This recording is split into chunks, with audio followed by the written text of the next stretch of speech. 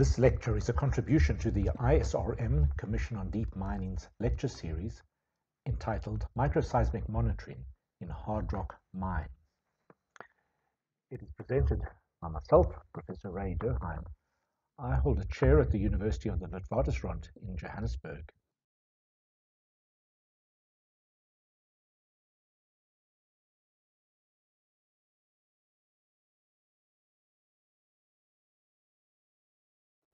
I've been involved in mine seismology for over 40 years, starting off with a period when I was a lecturer at the University of Witwatersrand, when I used mine seismic events to look at the structure of the continental crust.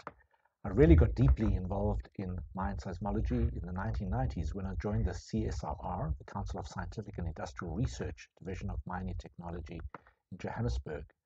And when I was involved in projects looking at many different aspects of deep mining, things such as pillar design, rock burst control, and preconditioning. In 1998, I led a collaborative research program entitled Deep Mine, and this is where we sought to develop knowledge and technology to mine at ultra depth, that is depths of up to 5 kilometers below the surface. And about the same time, a little bit later, there was a second collaborative project which was seeking to modernize mines in South Africa. I spent a year in Canada, seconded to the Mining and Mineral Resources Laboratory, and then continued working as a principal researcher at the CSIR. From 2007, I was also appointed as the South African Research Chair in Exploration, Earthquake and Mining Seismology at Wits University. And since my retirement, I've continued as a professor in the School of Geosciences, working on a variety of research projects and supervising students.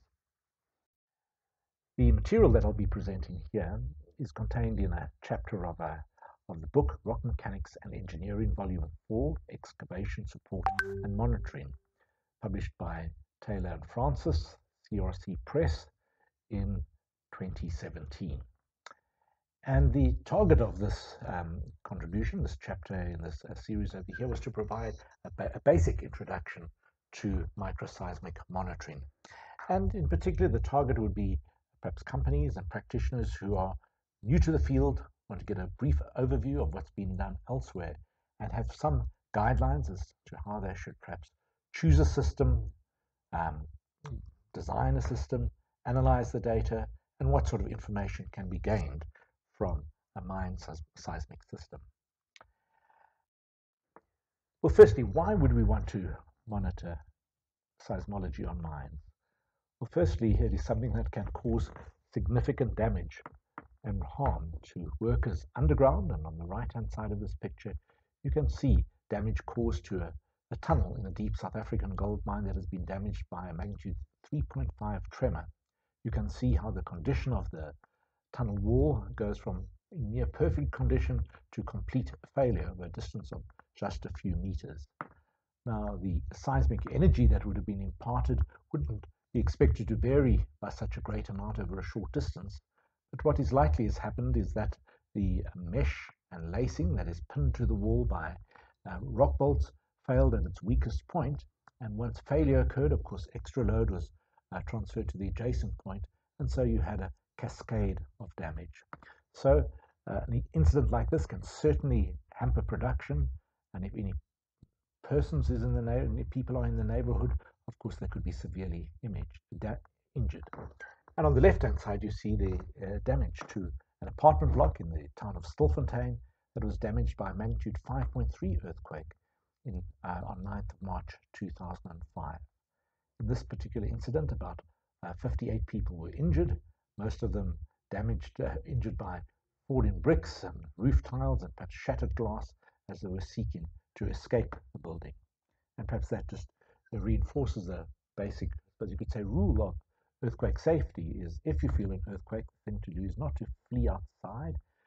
You're more likely to be injured running down the stairs or by falling masonry, but rather seek cover, perhaps under a table or in a door frame, hold on and wait until the shaking ends, and then move out cautiously, seeking if you can provide aid to any person. So, firstly, tremors. are a major risk of deep mining operations, and they start to arise where your mining-induced stresses in the rock exceed the strength of the rock begins to fracture and fail, and from time to time the fractures will coalesce and result in a larger release of energy, which leads to severe shaking and perhaps the ejection of rock from the roof or perhaps from the side walls or even the footwall of your excavation. So, why would we monitor? Well, there are 5 main reasons for monitoring. The first one is, should a seismic event happen, the mine managers, the operators, would want to very quickly know where it occurred and where damage is likely to have occurred so that they can launch rescue efforts. So it is the rapid response to a seismic event. We know it's important to get help to an injured person as quickly as possible. Often we speak about the golden hour, and so it's important to mobilize rescue.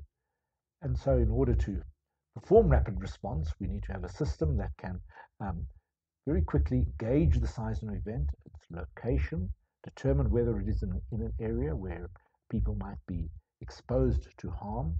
In that case, inform the control room of the location of the event. And this must happen within a very short period of time, a matter of minutes. Another major reason for seismic monitoring is to assess the hazard. Now, a hazard is any physical phenomenon that can cause harm. For example, a fire or a windstorm or a lightning bolt. These are all hazards. And when we're involved in mining over here, a seismic event is a hazard. It can cause harm. And so the purpose of a seismic hazard assessment is to determine how likely it is that an event of a certain size will occur in a certain period of time. So it is possible over here, of course, when we are mining, to adjust our mining methods, perhaps our rate of mining, the installation of support in such a way that we reduce the risk of a seismic event. Hazard merely refers to the likelihood of a seismic event taking place, while the risk refers to the consequence. And the consequence of a seismic event, of course, depends on things such as the vulnerability of the excavation and also the exposure of equipment and people in the area. And so risk assessment is based on a seismic hazard assessment. And once these assessments are made over here, we can take mitigating action. There are many ways in which we can do that, and we'll discuss that a little bit later in this talk. But just to say, seismic hazard assessments can be made on a long term. Often here we'll talk about on periods of years, and this then would govern the way in which major aspects of the mine are designed. Of course, it can be made on a medium term, periods of perhaps months, and on short terms, periods of days to hours or even minutes. But more about that later. And then another objective of seismic monitoring is to analyze any large or damaging seismic events that have occurred, to take a detailed look at them and see if there's anything that we can deduce led to that event taking place and should be avoided in future. Now, often the seismic data is a very important part of this, but it won't be the only thing. For example, the mine layout will be looked at in a great deal of detail. Stress modeling might be done. Rock specimens might be collected and their strength or other elastic and mechanical properties measured. And of course, the support systems will be examined in detail and the mining practice. Then a fourth reason for seismic monitoring is to monitor the mining process. How much seismicity and what type of seismicity is produced by the mining process. Now, up to this point, we've mostly been speaking about seismicity as something that presents a hazard or a risk that causes harm. But of course, there are also mining processes that rely on the fracturing of rock in order to aid mining, say, for example, cave mining. And then it is important to monitor how the cave is progressing, and perhaps if there's a hang-up, if it doesn't progress as planned, to perhaps detonate a blast to encourage the mining process, the caving process, to continue. Also, at times there will be decisions that will need to be made about things such as the rate of mining or the size of pillars, and seismic monitoring can help the rock engineers decide which is the optimum mining parameter. And then lastly, of course, research and experimental development. There are always ways to do things better, to have a deeper understanding of the causes and effects of rock bursts in mines.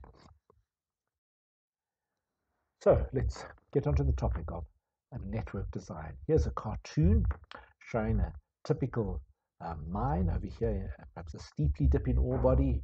It could be like a carrot or could be tabular.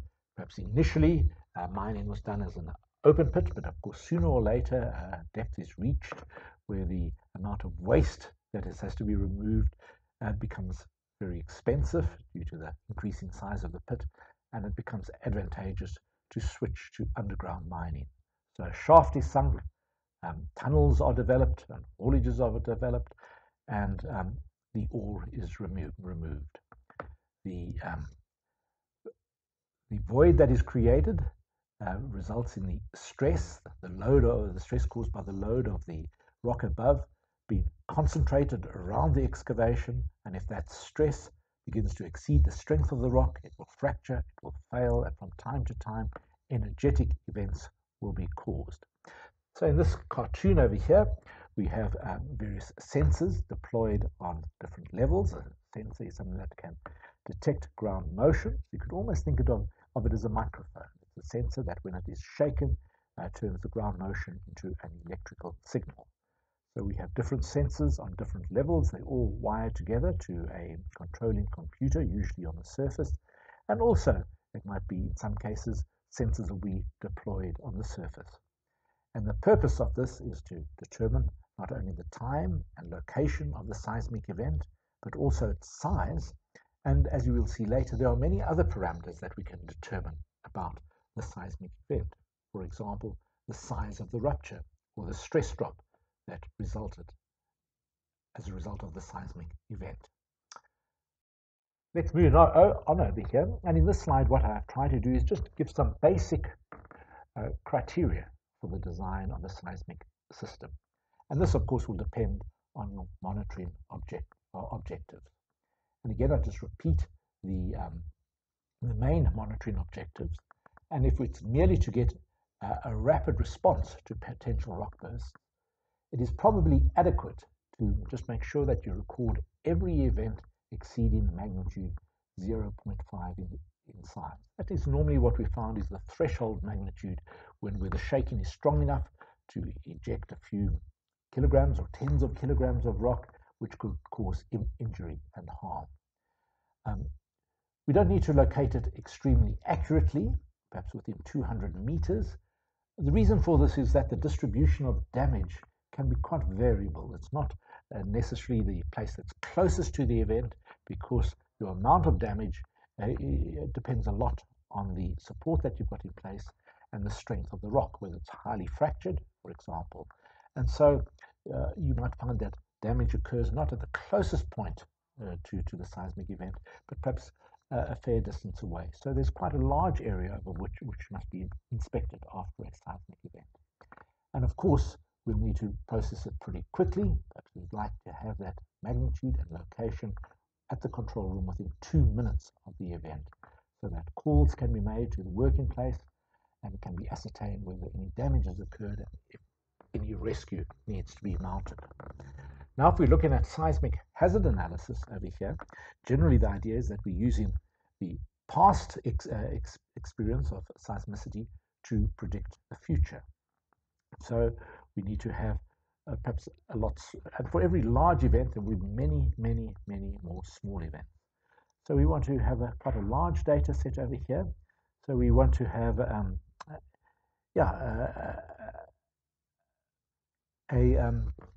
data set that we can analyze that includes both small events that didn't cause much damage and the occasional larger events that would generally lead to damage. So if we do long-term seismic hazard assessment over here, so this could be perhaps wanting to be looking at the changes on a monthly to perhaps annual scale.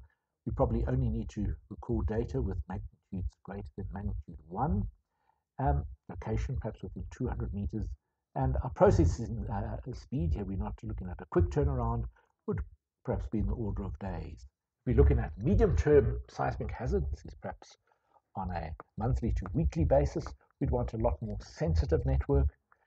perhaps 10 times more data. That means for every magnitude 1, typically you get 10 times as many events bigger than magnitude 0. We'd want a lot better location accuracy, but again, perhaps we would be able to crunch this data and analyze it over a period of several days. But if we want to do short-term hazard analysis, this is perhaps making decisions at the start of the day, whether it is advisable to go underground to a particular working place, or if there are signals that have been received that indicates that the hazard is changing over here. We'd want even smaller events, perhaps down to magnitude -1, still a good location accuracy, but we'd want it to be the information to be delivered to the surface, to the control room in a matter of minutes, perhaps 10 minutes. So over here, these are just basic guidelines, perhaps the minimum requirements that you would have. And of course, in modern mines over here, and as the system criteria will be quite a lot better than presented here. But certainly these are minimum criteria. And in order to do this, there are many choices that one has to be made. And of course, any mine contemplating putting in a mine seismic system would discuss with various equipment manufacturers over here. And so again, recommended minimum characteristics for a mine-wide system. Perhaps the scale of the footprint of the mine could be anywhere from having perhaps a long axis of 300 meters on plan to perhaps 5 kilometers or more on plan. Of course, the depth scale could be from the orders of hundreds of meters to a couple of kilometers.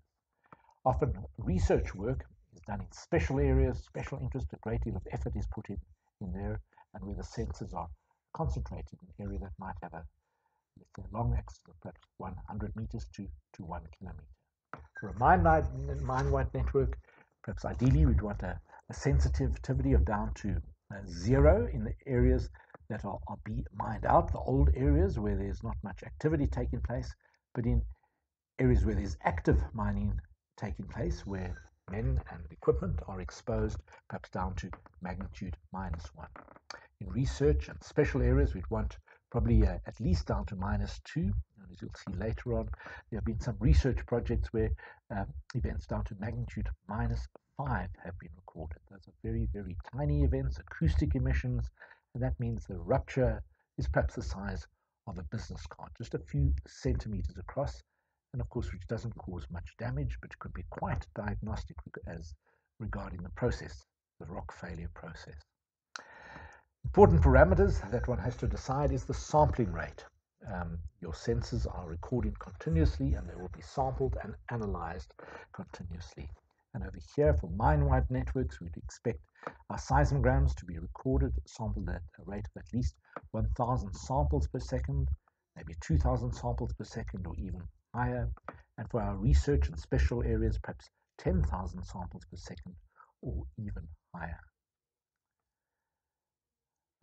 How many sensors should we have? Well, as an absolute minimum for a mine-wide network, you would want to have perhaps 5 sites, sensor sites within 1 kilometer of the area in which you have active seismicity. This is it to enable you to get a good location. And for research or special areas, perhaps 5 sensor sites within 300 meters of the source. The types of sensors that we'd use, there's quite a wide range of choices here, but generally for a mine-wide system, you'd have triaxial sets of geophones or perhaps accelerometers, while in research or special areas where we want high sensor sensitivity and high dynamic range, probably would use accelerometers. The other next 2 parameters over here are really of interest to the electrical engineers to understand what resolution will be achieved and what dynamic range will be possible.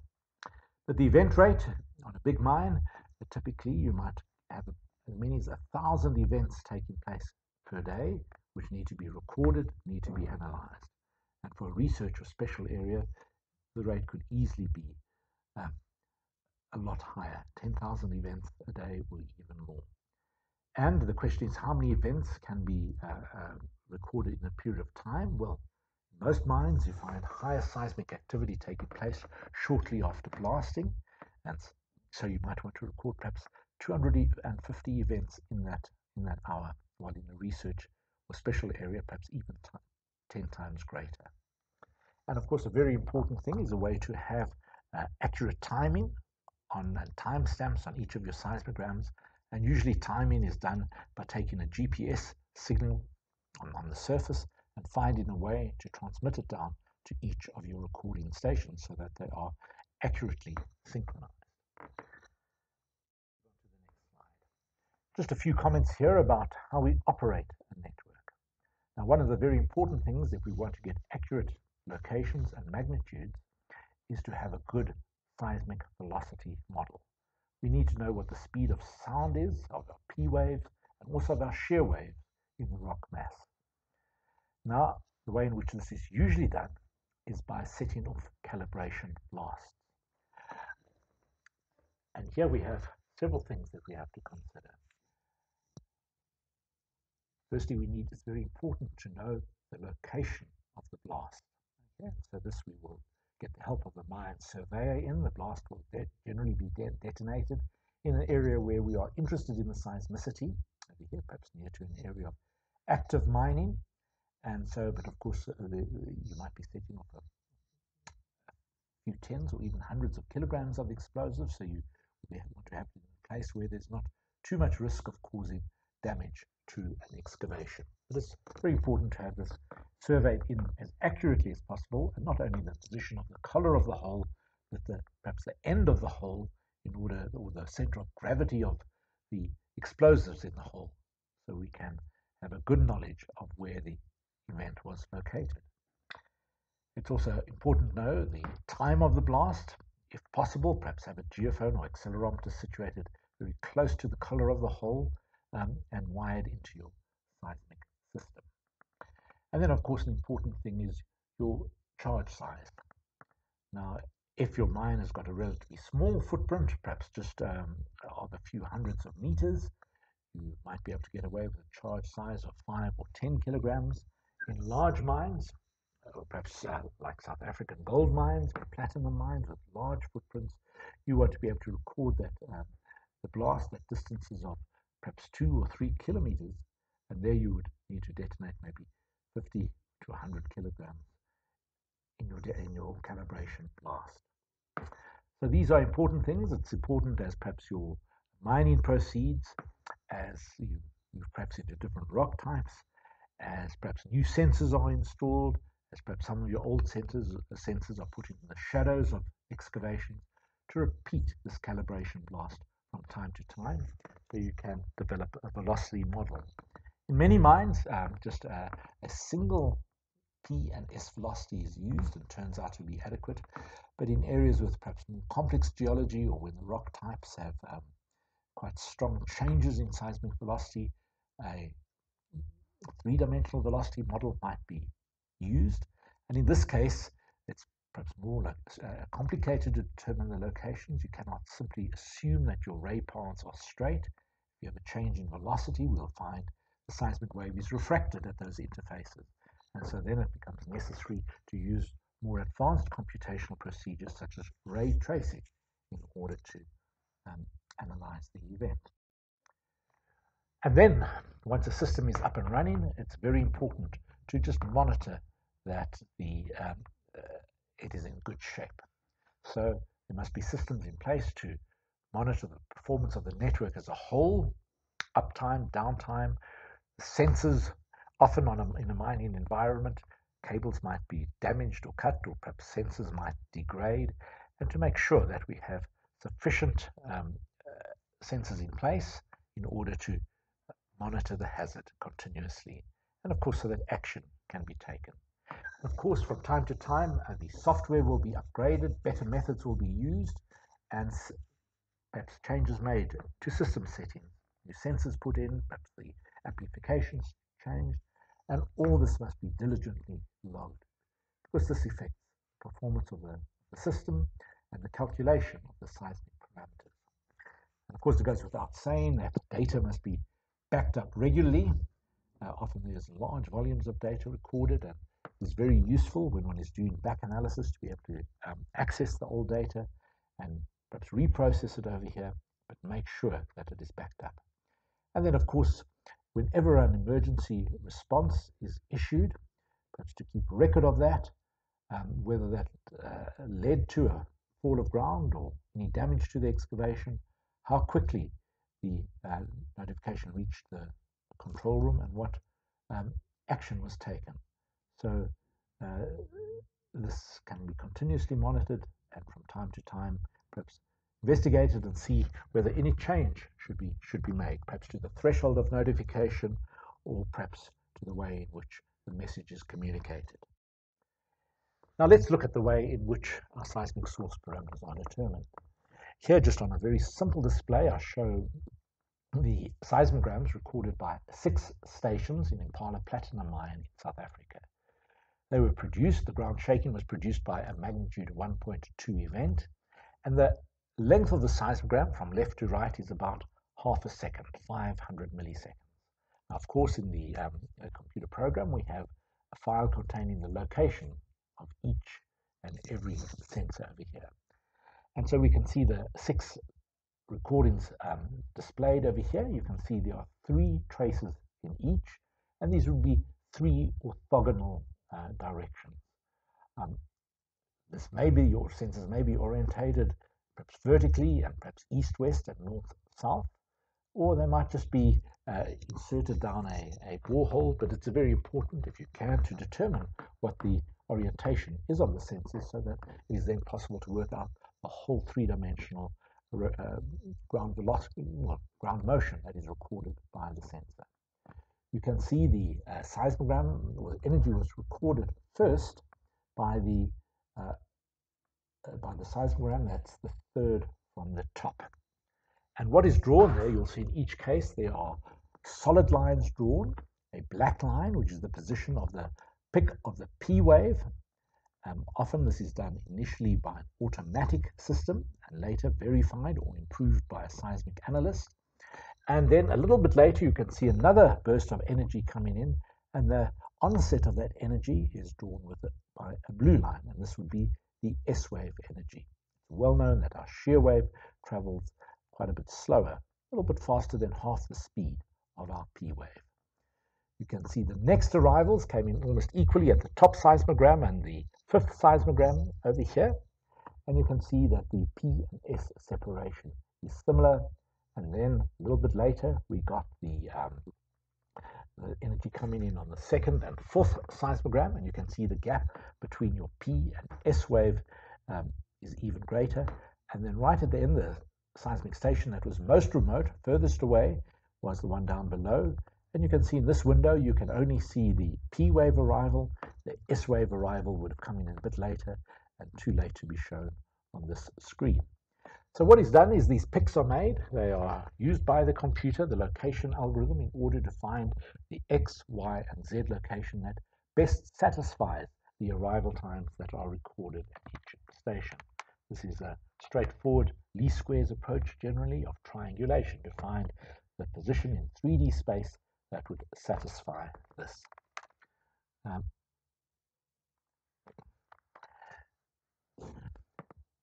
Then what is done is that location is used to then calculate the expected arrival time at each station over here. And those theoretical arrival times are shown by the dashed lines. You can see that they don't perfectly agree. Some come in a bit early, some come in a bit late, but overall they give you an idea of the goodness of your solution. Why don't they fit so well? Well, of course, the actual ground velocity might be different. It won't be exactly the numbers that were used. Perhaps some of the ray paths would have been refracted around excavations, and perhaps in some cases your pick might not have been so good. In this case, I've chosen a simple seismic event where I think the picks are pretty accurate, but again, these differences are probably due to variations in your velocity model from the assumption of a constant P and a constant S velocity. And then using those seismograms, it is in fact possible to work out parameters such as the stress that the rock mass underwent, stress change during the seismic event. Perhaps also get some size of the dimensions of the source. Was the area of rupture, was it maybe 5 meters across, 50 meters, or 500 meters across? Also, it's possible to get some idea, using advanced analysis techniques, of the amount of slip on the fault? Was it perhaps a few millimeters, a few centimeters, or in a few rare cases in line seismic events, perhaps a few decimeters? And then, of course, the end, if we have a good coverage, many sensors surrounding the source, it's possible to get some idea of the source mechanism. Was this a normal fault where we have slip on a steeply dipping fault, possibly even reverse slip, strike slip, or if it's perhaps a pillar that failed, would it be almost like an implosional event that took place? Or if it was let's say, slip along a fault, would it be a shear type event? And so this is something that can also be determined by analyzing the seismograms very carefully. The way that is done is beyond the scope of this introductory lecture. But let me just touch on one way in which we look at the magnitude of an event, and that's to determine, to calculate our spectra of our seismograms. Now, normally what is done is a bit of data, maybe a cycle or so around the P wave arrival is chosen, and it is then the algorithm known as the Fourier transform is applied to it, where it works out the amount of power, energy that's required at different frequencies. And this is plotted as a graph. So on the left-hand side, you can see the power spectrum of your three components of your P wave, shown in green, red, and blue. Down below, we can also see a spectrum over there of just the background noise of a window that's chosen before the event. And on the right-hand side, you can see a spectrum, the power spectra, for a window that's chosen around your S wave. On the vertical axis, we just get an indication of the amplitude of each component.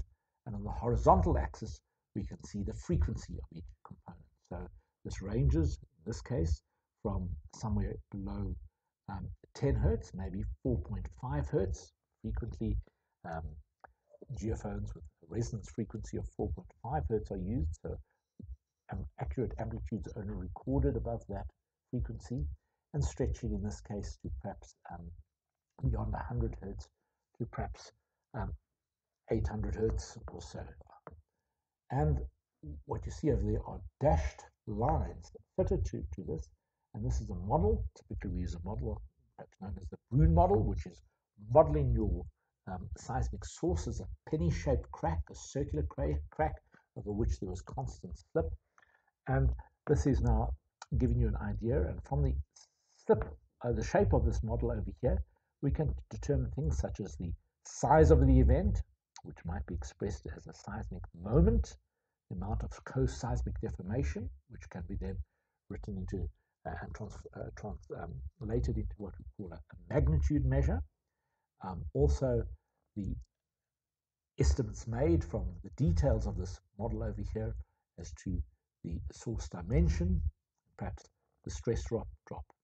So this is a very important way, a routine way of analyzing the data, is to take the seismogram, select windows around your P and S wave arrival, calculate the Fourier spectrum for each single one of the stations, and use that to calculate your magnitudes and other sources. Now next, I just want to make a few general comments around the standard operating procedures for seismic monitoring. Firstly, remember one of our first objectives was the emergency response to rock bursts. In order to implement this on your mine, you need to work out what is your notification threshold. This is done by looking at past events and correlating them to damage. What is the smallest event that is likely to be of concern, that could perhaps cause injury and harm, and this must be in fact determined. Then we need to figure out how we're going to quickly locate those areas, rapidly notify the control room, and then of course if there's maybe a larger event, it might be necessary, because any large event will be followed by aftershocks, which could also cause damage, and so it might be prudent to evacuate a part or even the entire mine. And so it is important to have criteria in order to decide how large should the evacuation zone be and what should the evacuation period be. Of course, a large seismic event might occur off shift, and in this case, decision has to be made as to when workers may re-enter the area, and to what level should seismicity and the risk of aftershocks have subsided. These are the kind of parameters that need to be looked at by the operator of a mine seismic system over here in order to implement the rapid response to rock bursts.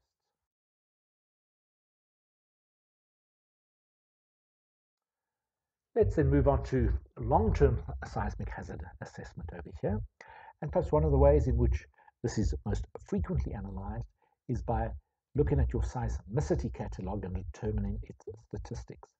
And the standard way of doing this is to plot a Gutenberg-Richter graph. That means a magnitude graph and frequency. How frequently do those events occur?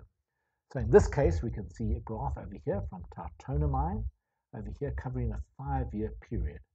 And so there are time span of 1,572 events. In this time over here, something over 11,000 events were recorded. And what is plotted here at magnitudes ranging from 0 all the way to magnitude 4 over here are the number of events greater or equal to that magnitude. So you can see over here at magnitude 0, there were more than 10,000 events, 11,500 events greater than that. If we go to a magnitude over here, perhaps 1.9, we can see in that period something like 800 events were recorded. If we look at perhaps magnitude 3, we'll see during that 5-year period, perhaps 80 events bigger than magnitude 3 were recorded. If this data is plotted on this frequency magnitude graph, where there are a logarithm of the number of events and magnitude on the other scale, and magnitude is also in a sense logarithmically determined, we'll find in the ideal case there'll be a section of this line which will be linear. Now, the reason why it's not linear at smaller magnitudes is really because perhaps your mine network was not sensitive enough to pick up all the smaller events. With a denser network, more sensitive network, we find this linearity can continue to very, very small values. This is a very robust relationship. At higher magnitudes over here, you can see there's a fall off from this linear relationship, and that is because perhaps your bigger events are rare, and so perhaps the observation period isn't long enough to record them. But also what we find in our mines is that your maximum magnitude is governed by your dimensions of your mine, and generally you won't find a rupture with a length longer than that of your excavation, and that provides, you could say, a limit to your maximum magnitude. But by fitting a straight line to the linear portion of this graph over here, it's possible to work out things such as what is your recurrence time. How often would you expect those kind of events to occur?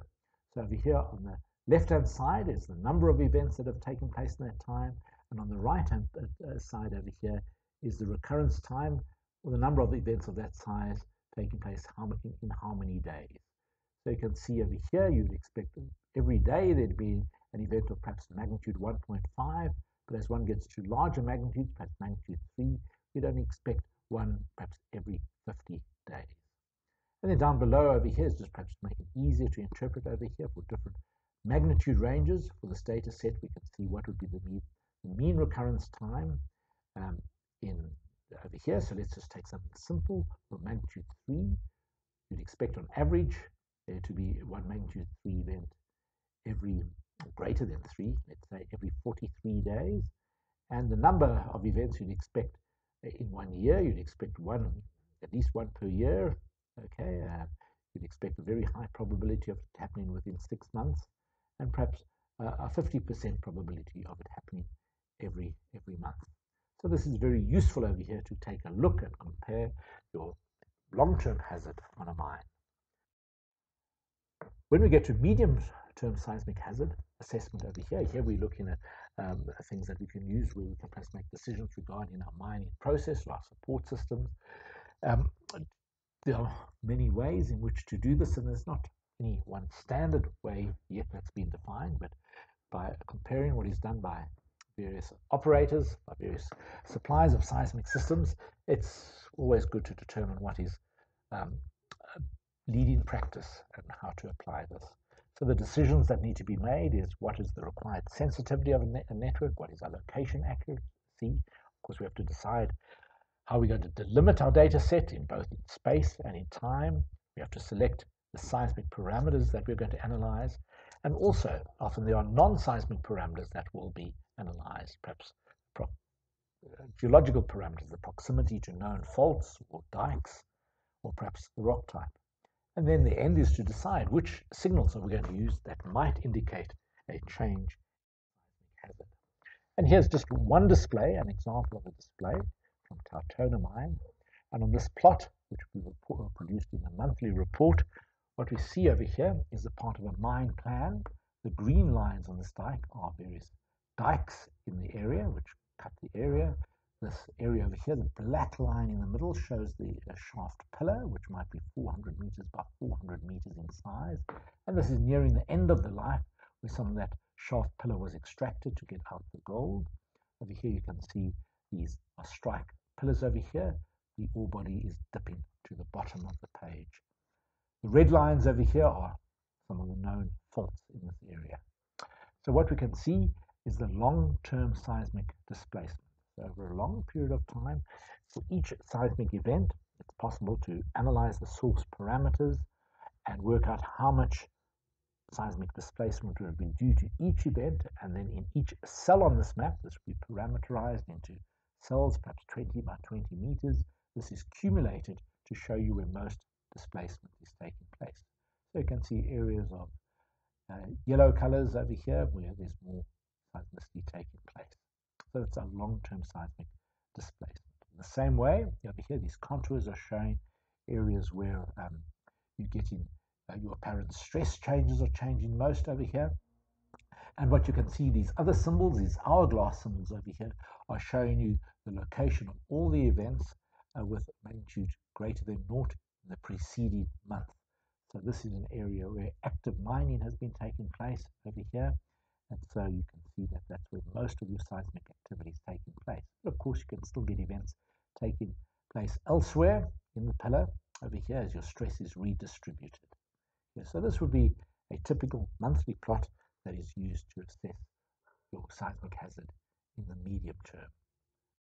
And then in the short-term seismic hazard, here we're looking at a record where perhaps a hazard assessment is issued certainly before the entry shift in the morning, and perhaps more than that, maybe once or twice during the course of the day. Often in this case, the daily assessment prior to going into the working place would be done by a rock engineer or seismic analyst, while the other events during the day might be automatically generated.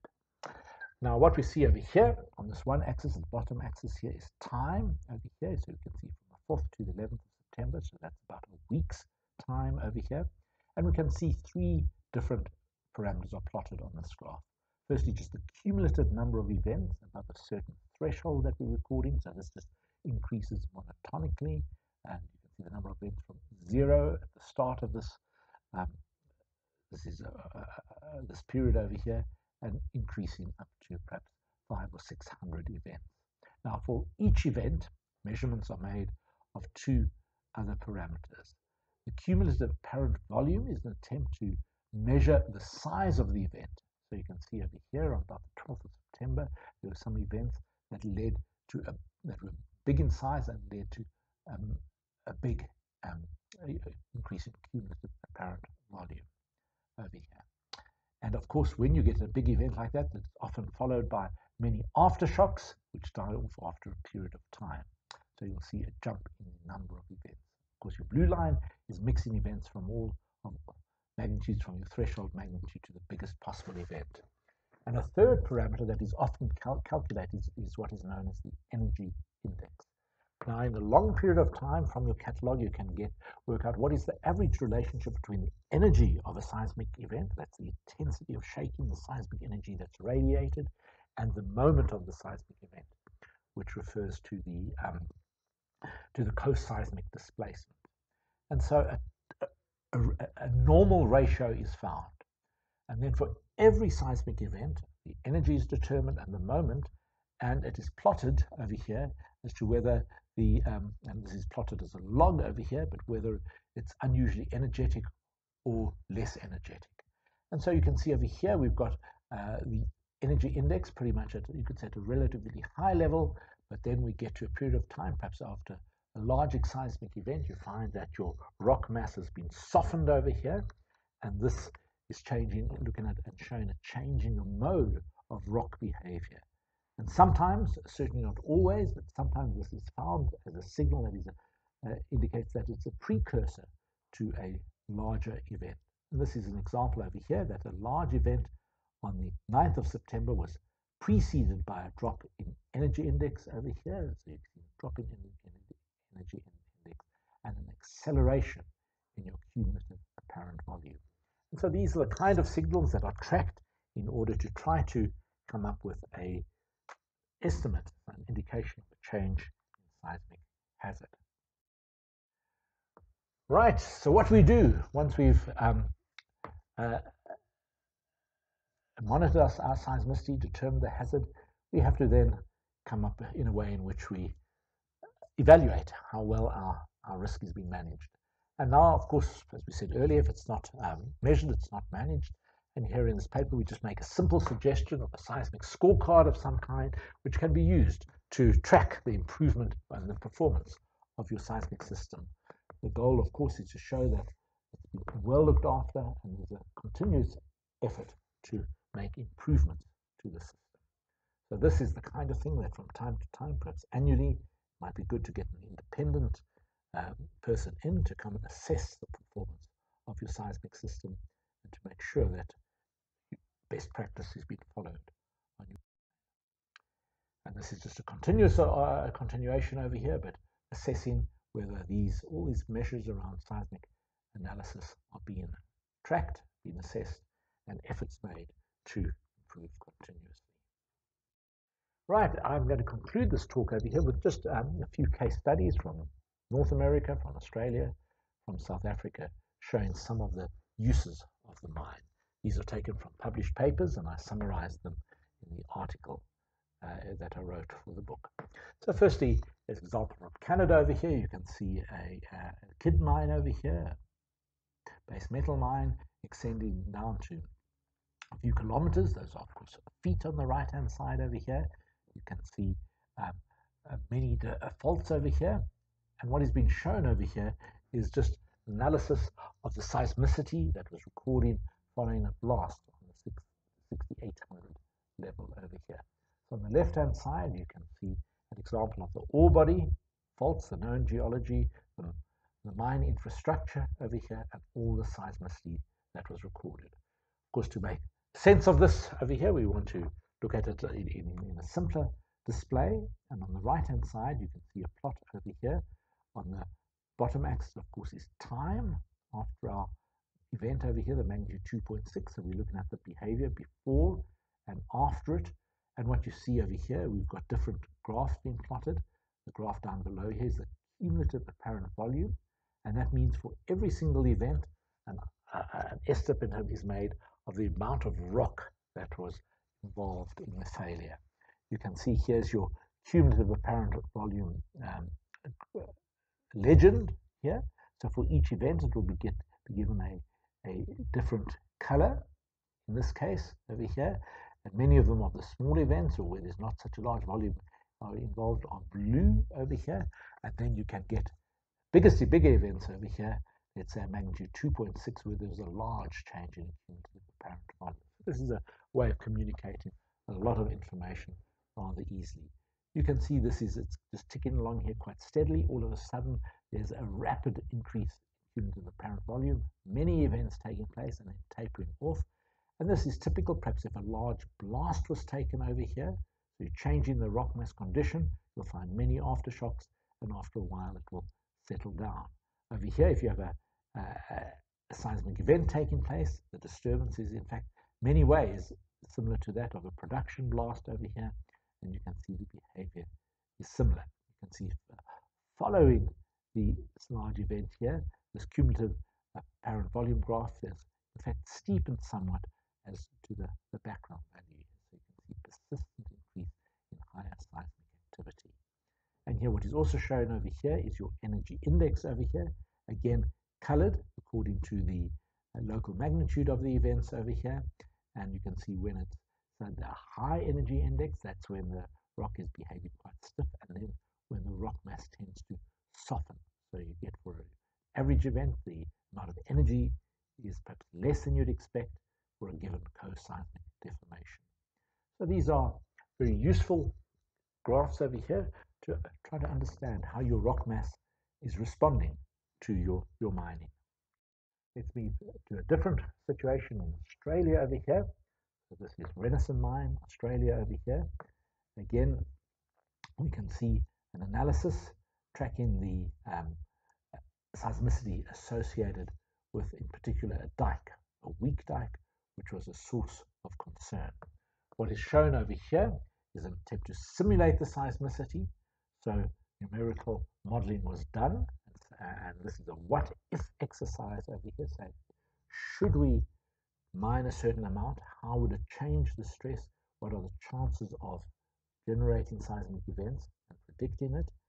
And in order to do this, it was assumed that a mine, slope A would be mined out, slope B would be mined out over here. And so what is done is seismicity is predicted, that will be caused by that.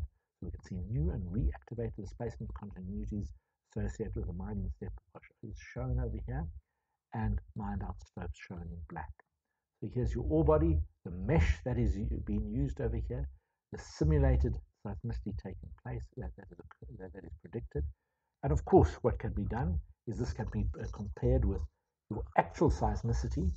And so as time goes by repeating this exercise, it is possible to try to calibrate your model, decide what rock strengths should be put into the model, what other rock properties should be put in to give you an increasingly accurate predictor of mass behavior.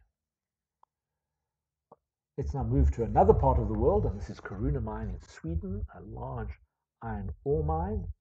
And it's, again, as you can see on the right-hand side, started with open pit mining over here, and then moved to underground mining, and the stress field, of course, is perturbed by this. What we can see over here is just a section over here, the depth of about 220 meters over here, a vertical section, and what we're showing over here is a back analysis of some damaged events. So what is shown over here, a large event, and the clouds of aftershocks that were produced by this the seismic event. So this can also give the mining engineers, rock engineers, a sense of which parts of the rock mass are being stressed, how is the stress field dissipated. And to do the analysis in detail, the larger events, in this case a magnitude 2.2 event, the event is recorded, and what is shown on this diagram, you'd find in article over here, larger versions of this diagram, the seismograms that are recorded at different distances from the source are displayed. The origin of the event, the seismic event, is well surrounded by seismic events, so it's possible to work out for the main event and perhaps some of the aftershocks, the source mechanism, which gives you an indication of the orientation of the fault plane and the direction of the slip. So for each of the seismic events, many of them that were recorded over here, the main event and aftershock, the source mechanism is displayed in this case. This can be combined with stress modeling, in this case working out the excess shear stress, the ESS, on one of the nodal planes that was predicted of the main event to see if this was probably the likely slip plane over here. And so this could be used to confirm the observations over here as to which fault plane was most likely the rupture plane. And lastly, also the type of facility offered by various suppliers of mining systems is the ability to dynamically simulate the propagation of the rupture. So knowing your rock properties, the position of the rupture plane, the direction of slip, is able to then work out what is the displacement that would be recorded. And this is done dynamically, so different time steps over here. Here we can see this is at time 0.027, 270 milliseconds after the main shock. We can see the propagation of the P wavefront, perhaps the S wavefront, and where it's interacting with excavations and the severity of the ground motion. So these are very powerful tools that can be used in back analysis over here to understand which structures, geological structures, or mining features such as abutments or pillars are controlling the seismicity, and how the seismic wave field, as it's propagating outwards, is interacting with mining elements. And fourthly, over here, here's a nice case study that has been done by people in the Australian Centre for Geomechanics. Over here, looking at and helping mine operators make decisions about when would it be safe to re-enter a working place after a large seismic event. So you can see the top graph over here is showing you your cumulative count, the number of events above a certain threshold magnitude. The colors over here show you the magnitude of each individual event, when your bigger events are, your red events taking place over here, and where your small events are taking place. Down below, we've got a section through the mine. Mine workings are shown, also the location of your bigger events over here, and the clouds of aftershocks of each event. So again, you can see a big event, high seismic activity, and the period of time it takes to taper off. This information can be used to determine the relationship between seismicity, your aftershock sequence, and your blasting or perhaps your induced seismic events, and be used to make decisions regarding re-entry into working places, period of time, and perhaps the area over which the mine should be evacuated. And lastly, just showing you some examples from a research site where research was done by a Japanese South African consortium in the shaft pillar of Cook number 4 mine. And this was an area where perhaps 28 accelerometers were deployed over close to a known fault, over an area with perhaps a long axis of 100 meters. And these were very sensitive events. And over here, from a period of about 6 weeks, 17th August to 23rd of September, more than 200,000 acoustic emissions were recorded. And these were located because we had a dense network of many sensors with an accuracy of perhaps tens of centimeters, decimeter accuracy. The main events that you see, the real cloud of events, the colors, in fact, are showing you are coded according to date. So you can see that as mining extends, we see the front is moving forward. And this is really, these are not the actual blasts that are used to break the rock, but this is the cracking of the rock, the development of fractures following the blast. And you can see lots of seismic activities taking place there. Generally, this is small magnitude events. Sometimes we might find shear ruptures forming and propagating over meters to tens of meters, causing quite severe shaking in the slope, which is a significant hazard. But what we were particularly interested over here is to see if we could see the accumulation of seismicity taking place on several known faults, or even in this case, we were able to find planar distributions, which were unknown faults or perhaps incipient faults. And what we were hoping to determine is, what is the size of the patch over which these events would nucleate before a large event is triggered.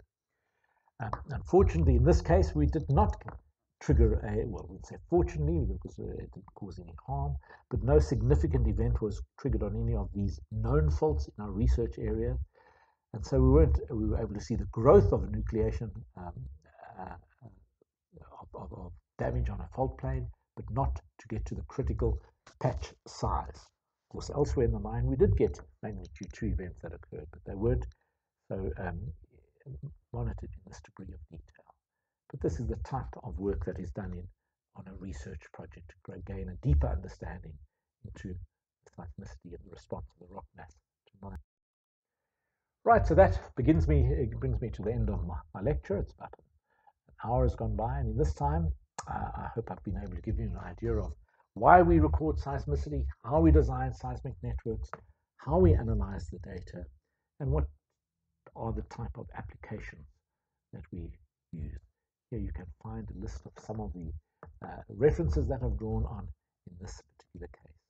Of course, there's a large literature to be found, many of these in the proceedings of the quadrennial rock bursting seismicity in mines conference, and also in the International Conference on Deep and High Stress Mining. I thank you.